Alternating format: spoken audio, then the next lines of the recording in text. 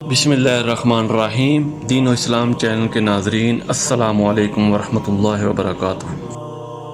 صحیح بخاری کی حدیث نمبر 100 ہے۔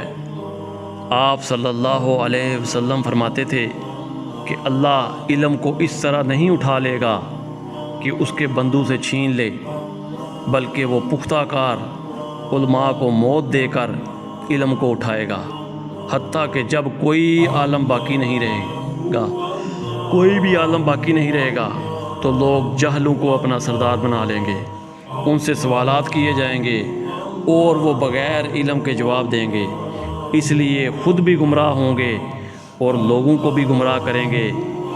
فربری نے کہا کہ ہم نے عباس سے یہ بیان کیا ہے، عباس نے کہا کہ ہم سے قتیبہ نے یہ بیان کیا ہے، اور قتیبہ نے کہا کہ ہم سے جریر نے کہا ہے، اور جریر نے کہا کہ انہوں نے ہشام سے یہ حدیث نقل کی ہے۔